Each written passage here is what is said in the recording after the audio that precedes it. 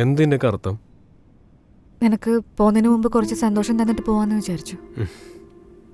Breakup sex ആണോ? അത് നിനക്ക് ഇഷ്ടമുള്ള പേരിട്ട് വിളിക്കാം. ശരിക്കും ഞാൻ നിന്റെ ആരായിരുന്നു? നീ എനിക്ക് എൻ്റെ എല്ലാം ആയിരുന്നു. എന്നിട്ടാണ് നീ എന്നെ വിട്ടു പോകുന്നത്? ഹലോ, ഞാൻ മറ്റന്നാൾ നാട്ടിലേക്ക് എത്തും. അവിടെ കല്യാണ ഒരുക്കങ്ങളൊക്കെ എവിടെ വരെയായി? ഞാനേ ഇപ്പോൾ വർക്കില്ല, കുറച്ച് കഴിഞ്ഞിട്ട് വിളിക്കാം.